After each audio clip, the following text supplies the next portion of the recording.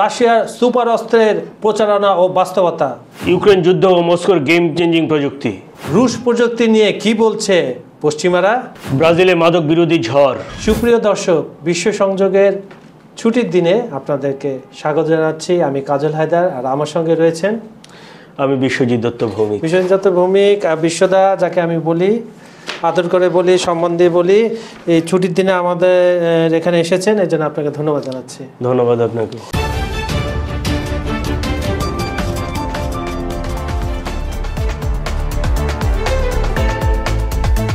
তাহলে আমরা একটু দর্শকদের কমেন্ট পরে সরাসরি অনুষ্ঠানে চলে যাই। একজন দর্শক, ওনার নাম এমডি দেলার, উনি জানতে চাচ্ছেন আমাদের কাছে, চীন কি লিকুইড চালিত মিসাইল বানিয়েছে, জানতে চাচ্ছিলাম। এমন কোনো তথ্য আপনার ভান্ডারে রয়েছে? এখনো পর্যন্ত ওনারাও প্রকাশ করেন, যাচাই করি নাই। কিছুদিন আগে যে এসসিও সম্মেলনের শেষে ৮০তম প্রতিষ্ঠা বার্ষিকীতে যুদ্ধের, তারা যে প্রযুক্তিগুলো প্রথমবারের মতো কিছু কিছু বিশ্বের সামনে এনেছে, তার মধ্যে মনে হয় এটা ছিল না। থাকলে তো আমরা পেয়ে যেতাম। ধন্যবাদ আপনাকে কোশ্চেন করার জন্য। আরেকজন দর্শক লিখছেন, নিষেধাজ্ঞা দিলে আমেরিকার লস, নিষেধাজ্ঞা না দিলে আমেরিকার লাভ, তবে কেন আমেরিকা নিষেধাজ্ঞা দেয় প্লিজ জানাবেন। এটা জানতে, ভয় দেখানোর জন্য। আচ্ছা, একদম সিম্পল, এক কথায় উত্তর হচ্ছে ভয় দেখানোর জন্য। কারণ এই জিনিসটা এখন খুব চলছে, ভয় দেখানোটা। মানে এটা হচ্ছে একটা ব্লান্ট ওয়েপন, মানে ভূতা অস্ত্র। ভূতা অস্ত্র। দেবব্রত নামে আরেক দর্শক লিখছেন, আলোচনায় মত বিনিময় মানে নিজের মতটা নিজে নিয়ে যান, অন্যের মতটা শুনে ফিরে আসেন। এটা ওই যে ট্রাম্প আর শিয়ের বৈঠকের কিছুটা অংশ কালকে বলেছিলেন, ওইটা নিয়ে বলছেন। আপনার যুক্তিটা দারুণ। আচ্ছা, এখন আমরা রাশিয়ায়, আমেরিকার কথা আসলে রাশিয়া আসবে, যেহেতু প্রযুক্তির কথা চলে আসছে, পারমাণবিক অস্ত্র নিয়ন্ত্রিত ক্ষেপণাস্ত্র চালিত সব কিছু নিয়ে আপনার কাছে আমরা প্রথম প্রশ্ন, এই যে এখন শোনা যাচ্ছে রাশিয়ার, জানা থাকলে প্রশ্ন আপনি উত্তর দিবেন। রাশিয়ার সুপার টেকনো অস্ত্র নিয়ে খুব রাশিয়া এক প্রকার লাফালাফি করছে। আপনি জানেন যে ২১ তারিখে এবং আবার ২ দিন আগেও ২টা ক্ষেপণাস্ত্র, এটাকে তারা অনেকটা প্লাজমা ইঞ্জিন দিয়ে চালিত। এটা আপনি ডিটেল বলেন। ইউক্রেন যুদ্ধের শুরু হয় ২০২২ সনের ২৪ ফেব্রুয়ারি, তাই তো? জি। তো এরপরে রাশিয়া কিন্তু একের পর এক প্রযুক্তি উন্মোচন করেছে, এই যুদ্ধে ব্যবহার করেছে এবং এই যুদ্ধে ব্যবহার করেছে। এখন এই ইউক্রেন যুদ্ধের ৩ বছরের মাথায় রাশিয়া আরও কয়েকটা প্রযুক্তি সামনে নিয়ে আসলো, এবং যেগুলো হচ্ছে একদম বিশ্ব তুলপাড় হয়ে গেছে এই প্রযুক্তিগুলো নিয়ে।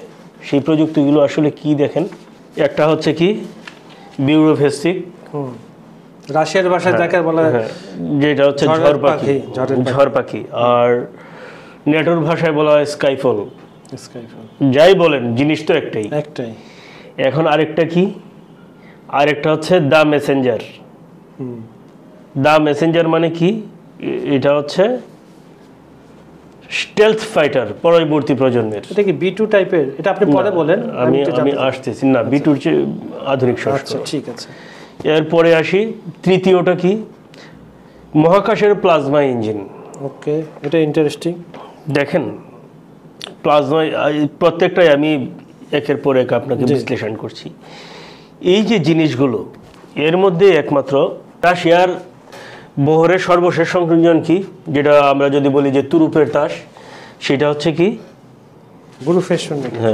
সর্বশেষ ক্রুজ মিসাইল বিউরোভেস্তিনিক। রাশিয়া নাম দিয়েছে ঝড় পাখি, আবার সেটাকে হচ্ছে পশ্চিমারা নাম দিয়েছে স্কাইফল। এখন দেখেন, এটাকে কেন বলা হচ্ছে যে অন্যতম তুরুপের তাস, বা কেন বলা হচ্ছে যে সুপার টেকনোলজি? কিন্তু তুরুপের তাস বলে তো দাদা হবে না। আপনি দেখেন, এটা এটাকে কেনই বা বলছে যে পারমাণবিক, খুবই ডেঞ্জারাস। কারণ হচ্ছে ২০১৯ সালে এটা করতে গিয়ে কিন্তু ৬ জন পারমাণবিক বিজ্ঞানী মারা গেছে। তার মানে যেহেতু পারমাণবিক চুল্লি দিয়ে চলে এটা তো খুবই বিপজ্জনক। এবং এবং আরেকটা বলে দিই আপনাকে, আপনি জানেন, তারপর আপনাকে মনে করে দেয়, আপনি তো রাশিয়া পেলে রাশিয়াকে মাথায় উঠান, আমি তো ট্রাম্পের ভক্ত। কারণ ঘটনা হচ্ছে যেটা, এটা যেখানে যায় বিকিরণ ছড়ায়, বিকিরণ ছড়ানো মানে কি, পরিবেশ একদম শেষ করে দেয়, ওখানে কোনো ফসল উৎপাদন হবে না, পাখি যাবে না, বিকিরণ তো ছড়ায় না। এইটার বিষয়টা এরকম না, এখন আমি আসতেছি, আমি পুরো বিষয়টা আলোচনা করি। এটা খালি পশ্চিমা নেগেটিভ নিলে তো হবে না, বাস্তবতায় আসতে হবে। আপনি তো যেটা নিছেন এটা তো পশ্চিমা নেগেটিভ নিছেন, আপনি বলতেছেন রাশিয়ার কথা। আচ্ছা আমি আসতেছি, দেখেন না, তাহলে বলি, তাহলে দেখেন কি, এই যে বিউরিভিস্তেনিকের রেঞ্জ কত বলা হচ্ছে যে 1400 কিলোমিটার। কিন্তু মজার বিষয় হচ্ছে কি, এটা ঘন্টার পর ঘন্টা, দিনের পর দিন কিন্তু আকাশে থাকতে পারে। এটা তো বিশেষত্ব, এইটাই কিন্তু পশ্চিমাদের মাথা ব্যথার সবচেয়ে বড় কারণ। সবচেয়ে বড় কারণ হচ্ছে এটার ফুয়েল। কারণ হচ্ছে কি, এখন এটার যে জ্বালানি, এটার জ্বালানি হচ্ছে কি পারমাণবিক জ্বালানি। মানে ধরেন আমাদের রূপপুর আছে, রূপপুরে একবার যদি ইউরেনিয়াম লোড দেওয়া হয় তাহলে 10 থেকে 12 বছর আর এটাতে ইউরেনিয়াম লোড দিতে হবে না। তার মানেটা কি দাঁড়ায়? তার মানে হচ্ছে যে একবার লোড দিবে 12 বছর চলবে। এখন এইটা তো আর 12 বছর চলবে না, কিন্তু এটা দিনের পর দিন চলবে, কারণ এটা রিঅ্যাক্টর তো ছোট। এখন যেটা হচ্ছে যে উৎক্ষেপণ করার পর বা এই ক্রুজ মিসাইলকে নিক্ষেপ করার পর একটা উচ্চতা যাওয়ার পরে অটোমেটিকলি তার হচ্ছে যে নিউক্লিয়ার যে রিঅ্যাক্টরটা, এই রিঅ্যাক্টরটা জ্বলে উঠবে। জ্বলে উঠলে যেটা হবে সেটা হচ্ছে বাতাসকে উত্তপ্ত করবে। কোন বাতাসকে? সে তার আশপাশের বাতাস, সে যতটুকু ক্যাপচার করতে পারে, যেটুকু ক্যাপচার করলে হচ্ছে তার গতি সে বাড়াইতে পারবে সেইটুকুকে। এইটা আসলে এরকম না যে আশপাশের সব বাতাসকে, ঢাকার উপরে যাবে একদম গাজীপুর, নারায়ণগঞ্জ, টঙ্গী সব জায়গার বাতাস উত্তপ্ত করবে, বিষয়টা এরকম না। আচ্ছা ঠিক আছে, আমি পশ্চিমাদের এটা এখন যেটা হচ্ছে, হ্যাঁ, আপনি যে থ্রাস্ট তৈরি করে কিসের জন্য? থ্রাস্ট তৈরি করে তার গতির জন্য। এখন হচ্ছে সে হচ্ছে চলতে থাকে, চলার মধ্যে দিক পরিবর্তন করে, কোথাও যে সে অবজার্ভ করে, যখন সে হুকুম পায় তখন তামিল করে, তখন নিঃশব্দে ওই জায়গায় মেরে। আচ্ছা হুকুমের কথা, এটা কি এআই পদ্ধতি? কোনটা? ডেফিনেটলি এআই কাজ করে। এআই যদি কাজ না করে তাহলে আপনি একটা জিনিস বুঝেন, এআই কাজ যদি না করে তাহলে পরে এটা আপনার দিক পরিবর্তন করে কিভাবে? আচ্ছা আরেকটা কথা আপনি বলেন, এটার বহন ক্ষমতা কত? বোমারু বিমান যেহেতু, না এটা তো বিমান না, সরি ক্রুজ মিসাইল।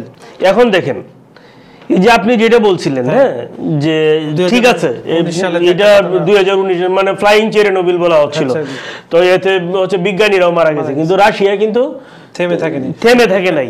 তারা কিন্তু সেটাকে প্রমাণ করে দিয়ে, মানে একটা জিনিস দেখেন যে ইলন মাস্ক একটা কথা বলে, হ্যাঁ, engineering is a magic. Elon মাস্কের এই কথাটা আমি কিন্তু খুব বিশ্বাস করি। সে হচ্ছে যখন টেসলা আবিষ্কার করে, হ্যাঁ, টেসলার গাড়ি আবিষ্কার করে, বা ওই যে মহাকাশ বেলুন আবিষ্কার করছে, তখন সে বললো ইঞ্জিনিয়ারিং ইজ ম্যাজিক।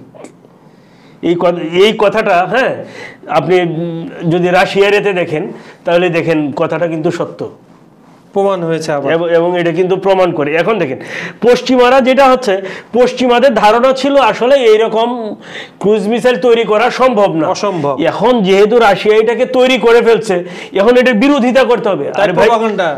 তাই প্রপাগান্ডা ডেফিনেটলি এটা হচ্ছে পশ্চিমা মিডিয়ার প্রপাগান্ডা, যেটা হচ্ছে যে যেহেতু রাশিয়া তৈরি করা তো এখন যেটা কি, তাহলে এটা হচ্ছে পরীক্ষা করা হচ্ছে বিপজ্জনক। আরে পরীক্ষা তো রাশিয়া করে ফেলছে অলরেডি, ডিপ্লয় করবে, এখন হচ্ছে যে ডিপ্লয় করার জন্য বলেও দিয়েছে। পুতিন হচ্ছে এটাকে ডিপ্লয় করার নির্দেশ দিয়ে দিয়েছে, এবং কোন কোন জায়গায় নির্দেশ দিয়ে ডিপ্লয় করা হবে সেটার সে সম্ভাব্য একটা রোডম্যাপ দিয়েছে, এবং বাকি জায়গাগুলোকে, হ্যাঁ, বের করতে বলছে সে। তাহলে কি দাঁড়ায়? তাহলে বিষয়টা কি, পশ্চিমা প্রপাগান্ডা তো আর এখানে কাজ করছে না আলটিমেটলি। এখন দেখেন বিষয়টা হচ্ছে যে জায়গায় আমি যখন বলতেছিলাম যে ইউক্রেন যুদ্ধ, এখন দেখেন ইউক্রেন যুদ্ধ আমরা এতদিন দেখছি ক্যালিবার ক্রুজ মিসাইল বা শারমাত বা এইগুলা হচ্ছে ইউক্রেন যুদ্ধে কিন্তু একদম বিরাট প্রভাব ফেলছে। এখন দেখেন যে আমার তো মনে হয় যে এটা যদি আমি বলি যে এই স্কাইফল কিন্তু ইউক্রেন যুদ্ধে ইউজ করতে পারে পুতিন, এবং আমার মনে হচ্ছে যে এটা খুব বেশি সম্ভাবনা আছে। যদিও কেন সম্ভাবনা আছে সেটা আমি আপনাকে বলেন, তারপর আমি বলছি। ধরেন মস্কোবা যখন ডুবে যায়, বা ডুবিয়ে দেওয়া হয়, ওডেসায়, হ্যাঁ ওডেসা বন্দরের অদূরে। হ্যাঁ কিভাবে? সেটা হচ্ছে পশ্চিমাদের সরবরাহ করা, হ্যাঁ অ্যান্টিশিপ মিসাইল দিয়ে, তাই তো? এখন দেখেন সেখানে তো আপনার কি হচ্ছে যে মস্কোবা ডুবিয়ে দিয়েছে, মস্কোবা ডুবিয়ে দেওয়া রাশিয়ার নৌবাহিনী কিন্তু দুর্বল হয়েছে। এখন এই যে আপনার স্কাইফল, এই স্কাইফলের বিশেষত্ব হচ্ছে সে হচ্ছে অ্যান্টিশিপ মিসাইলের খুব কাছাকাছি একটা রেঞ্জ করে, সে হচ্ছে সাগরের ঢেউয়ের অল্প একটু উঁচু দিয়ে যায়, মানে ছুঁয়ে ছুঁয়ে যায় আর কি, অথবা দেখা গেছে সে পাহাড়ের খুব খুব কাছ ঘেঁষে যায়, অথবা দেখা যায় যে বনভূমির হ্যাঁ অল্প একটু উপর দিয়ে যায়, যাতে হচ্ছে রাডারকে ফাঁকি দেওয়া যায়। এটাই আমি যেটা যে কারণে হচ্ছে এখন যেহেতু রাশিয়ার যুদ্ধ হচ্ছে একমাত্র ইউক্রেনের সাথে, ফলে এইটা কিন্তু ইউক্রেনের যে টেস্ট চালাবে পুতিন, হ্যাঁ এটা কিন্তু বলাই যায়। এই কারণেই বলছি তো জেলেনস্কিকে সতর্ক করে দেন যাতে এটার জন্য প্রস্তুত থাকে। আমি সে বলছি আপনার লিডার তাহলে 31st গিফট এটা পাঠাতে পারে, কিন্তু খুবই এটা মারাত্মক। আচ্ছা, এখন আমরা প্রথমে শুনলাম আপনার স্টেলথ বিমান, তারপরে আপনি এখন আপনার ঝড়ের পাখি নিয়ে আসলেন। দেখেন আপনি যে স্টেলথ বিমানের কথা বলছেন, দা মেসেঞ্জার, হ্যাঁ দা মেসেঞ্জার একসাথে পাল্লা দিতে পারে হচ্ছে আপনার 12,000 কিলোমিটার। আপনার গ্লোবাল অরবিট কত? আরো কম। তাহলে আপনি এটা বলেন যে তাহলে কি গোটা দুনিয়াকে 2-3 ঘোরান দিতে পারবে দা মেসেঞ্জার? এটা আগে রাস্তা আসুক 2030 সাল পর্যন্ত দেখবো, তখন এখন আপনি 30 লাগবে না, আপনি তো 27ই দেখতে পাচ্ছেন। এখন যেটা হচ্ছে কি, দা মেসেঞ্জার হচ্ছে ইউক্রেন যুদ্ধে ব্যবহার করার চান্স খুব কম, ততদিন পর্যন্ত ইউক্রেন যুদ্ধ থাকে কিনা, ঠিক আছে? নাকি আপনি বলতে চান ইউক্রেন থাকে কিনা, ওটা মস্কোর মধ্যে হয়ে যায়। আচ্ছা, আমি পরে প্রশ্ন যাচ্ছি। আমার কাছে সবচেয়ে যেটা ইন্টারেস্টিং মনে হচ্ছে সেটা হচ্ছে প্লাজমা ইঞ্জিন, মহাকাশের ভবিষ্যৎ চালক। এটা খুব ইন্টারেস্টিং, শর্ট করে বলেন, আমাদের হাতে সময় নেই। আরেকটা বড় ঘটনা পৃথিবীতে ঘটতে যাচ্ছে গত 2 দিন ধরে, ওইটা নিয়ে আমরা আলাপ করব। আচ্ছা, প্লাজমা ইঞ্জিনটা কি? আসলে ইঞ্জিন তো ইঞ্জিনই, এটা হচ্ছে রাশিয়ার যে রোসাটম একটা ইঞ্জিন তৈরি করছে, এটা একটা রকেট ইঞ্জিন। আচ্ছা, ইঞ্জিনে সাধারণত জ্বালানি থাকে, যে জ্বালানি থাকে এটার জ্বালানি হচ্ছে ব্যতিক্রম। আচ্ছা, কি ধরনের জ্বালানি ব্যবহার করা হয় এখানে? এইখানে প্লাজমা জ্বালানি হিসাবে ব্যবহার করে। প্লাজমা কি রক্তের প্লাজমা নেওয়ার মতো কিছু ব্যাপার আছে এখানে? না, একটা উপাদান, বিশেষ উপাদান হলো, ধরেন এখানে আমি আসছি ওই জায়গাটাতে। এই প্লাজমা ইঞ্জিনের কাজ হচ্ছে কি, সে হচ্ছে আপনার যে গ্যাস দিবেন, সেই গ্যাসটাকে যে জ্বালানিটা, এই জ্বালানির যে বিকিরণগুলা, এই বিকিরণটাকে সে হচ্ছে ফিউশন করবে। আচ্ছা, ফিউশন করে কিন্তু সে ফিউশন করে যে প্লাজমাটা হবে, হ্যাঁ এই প্লাজমাটাকে সে জ্বালানি হিসেবে ব্যবহার করবে। আপনি যদি আরো সহজে যদি বলেন তাহলে আমি আপনাকে বিষয়টা আরো সহজ করে দিতে পারি। আপনি কি আরো সহজে জানতে চান কিনা? হ্যাঁ, সহজে, এবং দর্শকরা মনে আরেকটু সহজ করে দেন। আচ্ছা, আপনি বজ্রপাত দেখছেন তো? হ্যাঁ, বজ্রপাতে আলুর ঝলকানিটা দেখেন না? অবশ্যই। আলুর ঝলকানিটাই হচ্ছে প্লাজমা রিঅ্যাকশন একটা হয়ে গেল তৈরি করে। ধাতু যে 4 ধরনের, এর মধ্যে এইটাকে বলা হয়, এইটা হচ্ছে একটা বিষয়। হ্যাঁ, এই প্লাজমাকে জ্বালানি হিসাবে ব্যবহার করা হয়। এখন দেখেন, এই প্লাজমাকে জ্বালানি হিসাবে ব্যবহার করার ফলে ইঞ্জিনের যে গতি হচ্ছে সেকেন্ডে 50,000 কিলোমিটার পর্যন্ত যেতে পারে। ওকে, অর্থাৎ আপনার দেখেন, পৃথিবী থেকে আপনি মঙ্গল গ্রহে যেতে সময় লাগবে মাত্র 1 মাস। এতে জ্বালানি খরচ, রকেটের জ্বালানি খরচ কমে যাবে 80%। এটা জ্বালানিতে তো বেশি খরচ, এখানে তা কমাই দেবে। তাহলে যদি 80% যদি জ্বালানি শতাংশ কমে আসে, তাহলে মহাকাশ গবেষণা কতটুকু এগিয়ে যাবে একবার দেখেন। এখন দেখেন, বিষয়টা হচ্ছে যে প্লাজমা সম্পর্কে বললাম, এটা কি আসলে যে ইঞ্জিনে যে আয়নিত যে গ্যাসটা, এই গ্যাসটাকে প্লাজমায় রূপান্তর করে। এই প্লাজমাটাকে ইঞ্জিনে যে গ্যাসটা দেওয়া থাকবে, এই গ্যাসটাতে আয়নিত করবে। আয়নিত করার পরে এই আয়নটাকে চৌম্বক বিকিরণ দ্বারা করে সেইটাকে হচ্ছে প্লাজমা কণাটা বের করে সেইটাকে কিন্তু ব্যবহার করা হবে জ্বালানি হিসাবে। সো এইখানে বুঝতে পারছেন, এইখানে একটা বড় রিঅ্যাক্টরের কাজ আছে ইঞ্জিনে। এখন যেটা হচ্ছে, এর ফলে ইঞ্জিনের যে তাপমাত্রা, সেই তাপমাত্রা নিয়ন্ত্রণটা হবে বড় চ্যালেঞ্জ। তবে রাশিয়া বলতেছে যে না, এইটা বড় চ্যালেঞ্জ হবে না। এখন এইটা হচ্ছে যে এইটা কিন্তু এখনো রাশিয়ার ল্যাব পর্যায়ে আছে। আমি আপনাকে বলছিলাম যে দুইটা জিনিস, তিনটার মধ্যে দুইটা এখনো ল্যাব পর্যায়ে, এটা ল্যাব পর্যায়ে আছে এবং এটা ষষ্ঠ স্তরে আছে। তার মানে হচ্ছে প্রোটোটাইপ পর্যন্ত এবং বা উন্নয়নের একদমই প্রাথমিক পর্যায়ে। কিন্তু এইটা যে সম্ভব, এই জিনিসটাকে রাশিয়া ইয়ে করছে। কারণ হচ্ছে কি, জ্বালানির জন্য বড় শক্তি কি, নিউক্লিয়ার রিঅ্যাক্টর। এই রিঅ্যাক্টরকেই তো রাশিয়া হচ্ছে ডেভেলপ করতেছে, বারবার ডেভেলপ করার ফলে এইটা নিয়ে একটা এখন। আচ্ছা, এই যে রাশিয়ার যে প্রযুক্তি, এই প্রযুক্তি নিয়ে যেটা হচ্ছে, এটা হচ্ছে কি মহাকাশ ভ্রমণের জন্য আশাব্যঞ্জক, কিন্তু যুদ্ধক্ষেত্রে এর প্রভাব কেমন পড়বে এটা বলে আমি চলে যাচ্ছি। যুদ্ধক্ষেত্রে কিন্তু এই যে আপনার প্লাজমা ইঞ্জিন, এটা কিন্তু যুদ্ধক্ষেত্রে কাজ করবে না, এটা কিন্তু একদমই মহাকাশ করবে না। কিন্তু এখন দেখেন যে দা মেসেঞ্জার বা আপনি যদি ব্যুরোভেস্তেনিক নিয়ে বলেন, তাহলে কি দাঁড়ায়? তাহলে কি এটা দেখেন, প্রযুক্তিগত চ্যালেঞ্জ যেমন আছে, হ্যাঁ, এবং নিরাপত্তা, নির্ভরযোগ্যতা সবই আছে, কিন্তু যে জিনিসটা হচ্ছে এটা হচ্ছে রাশিয়া হচ্ছে যতটুকু না ল্যাব পর্যায়ে বা যুদ্ধক্ষেত্রে ব্যবহার, তার চেয়ে বেশি ব্যবহার করছে কি রাজনৈতিক এবং মনস্তাত্ত্বিক অস্ত্র হিসেবে, যেটা হচ্ছে পশ্চিমারা যেখানে ভয় পাবে, ভয় পাচ্ছে অলরেডি। আপনি ভয়, ঠিক আছে, আর এই ভয় পাওয়াটা কিন্তু রাশিয়ার যে কৌশল, সেই কৌশলের একটা অংশ মাত্র।